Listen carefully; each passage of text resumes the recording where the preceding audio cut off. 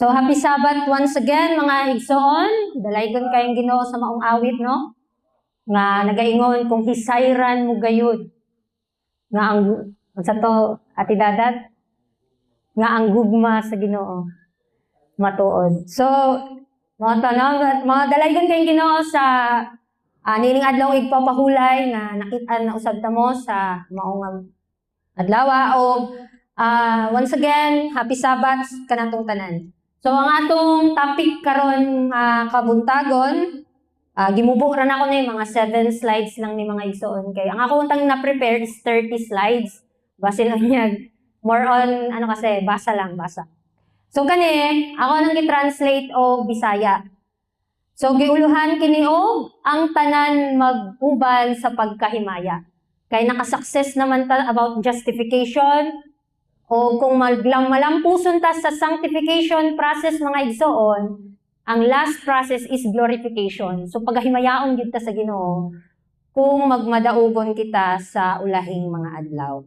So ang atong key text, makita dai sa Selected Messages, Volume 1, page 305, ingon diha, ang mao gihapong gahom nga nagbanhaw kang Kristo gikan sa mga patay, mauusab ang magbanhaw sa iyang iglesia ug maghimaya niini uban kang Kristo ingon nga iyang pangasawunon.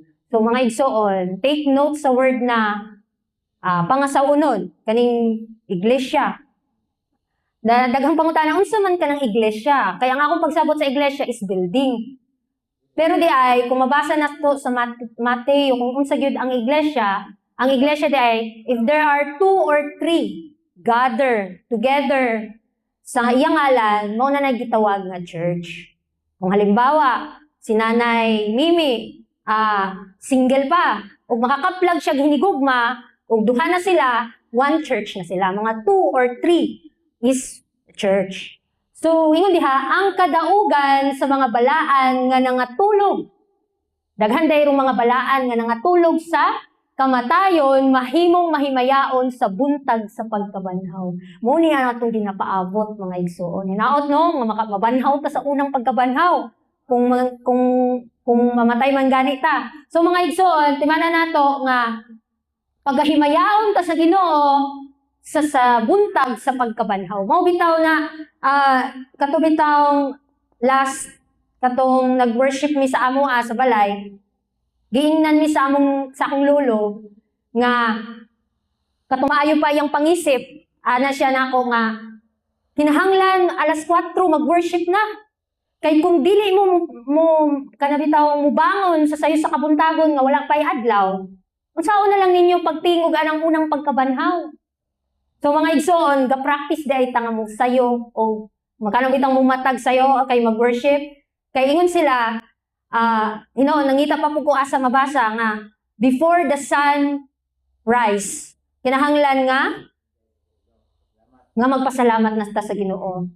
Ang atong devotional, kay ang angel sa langit nag-record.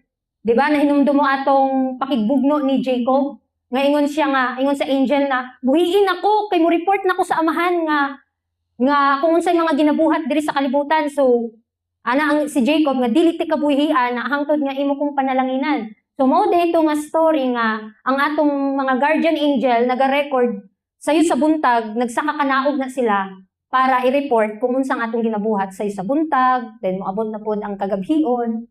No, mo gikinahanglan jud ang pagpasalamat sa Ginoo. So, ang tighatag sa kinabuhi, magpurong-purong ug pagkadili mamatay.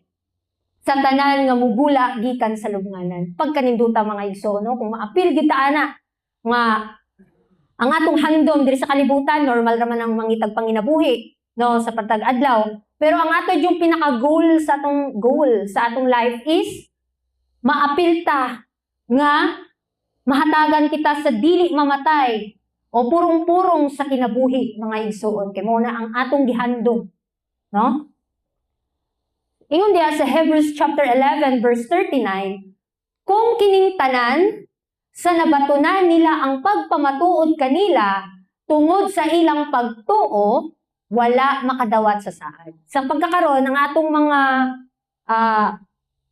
katong bitaw mga sinaunang O mga ninuno, sila David, sa mga Bible character, naaparon sila sa lubnganan. Nagpaabot sila, so wala pa sila makadawat sa saad. Sanglit ang Dios nagtagana na og labing maayong butang, mahitungod ka nato, nga gawas ka nato, dili sila pagahimpiton. So unsay pasabot ani? Sanglit ang Dios nagatagana na. Kibali nagtagana na ang Ginoo nato og kinabuhing walay katapusan, magpaabot na lang ta. Kaya ang investigative judgment, gina-investigate ang mga balaan nga nangamatay ug ang katapusan ang mga balaan nga mga buhi pa. Pero kitang tanan dunganon ra ta sa Ginoo sa paghimaya. Kaya ang mao nga Ginoo sa usa ka pagsinggit sa usa ka tingog sa punuan sa mga manulunda ug sa butyong sa Dios manaog gikan sa langit ug ang mga nangamatay diha kang Kristo mga banhaw pag-una. Pagkaninduta mga igsoon, no? Mentras buhi pa ta. Kinahanglan nga siguraduhon gyud nato ang atong kaluwasan. Uban sa pagkurog ug pagkahadlok, no? Kay atong kinabuhi karon murag normal raman, wa ta kabalo sa atong katapusan. Wa ta kabalo sa sunod nga tuig unsa naman pud kay pandemya o unsa na pud nga mga bahitabo. Unya kita nga mga buhi nga nangahibilin, pagalalinon kita pagtingog ngadto sa ibabaw. Uban kanila sa mga panganon. Sa pagsugat sa Ginoo ug ingon niini, magakauban kita gihapon sa Ginoo. Pagkanindot mga igsoon nga maapil kita sa paglalin unya sa katapusang mga adlaw. Kani bitaw nga siri, kani bitaw nga panghitabo, usahay gadam-gudamgon ako mga igsoon nga kanang bitaw gilalin na bitaw ta. Pagkanindutan no nga lalino na ta sa Ginoo unya di na ta makatagamtang pagkalisod. So ato nang kuptan nga paglaom. Ang mga buhi nga tarong pagausbon. So ang pangutana unsa may usbon? No? Oh. Pagausbon sa usa ka gutlo. Sa usa ka pagpamilok sa mata. Sa tingog sa Dios sila pagahimayaon. Karon sila pagahimuon nga dili na mamatay.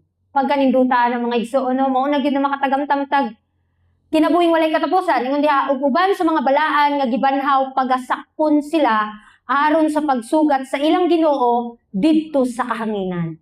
Okay, bisag bitaw i-imagine ninyo. Nindot man kaayo gud imagine lang. Tingala nato no, sa tingog sa Dios sila himayaon, karon sila pagahimuon nga dili na mamatay. So,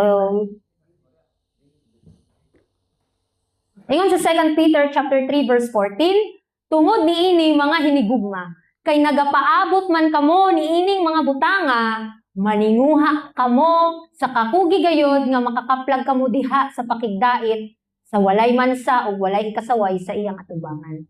So kita mga igsoon kay nagpaabot man ta na, gituuan nato nga mahitabo na sa tong kinabuhi.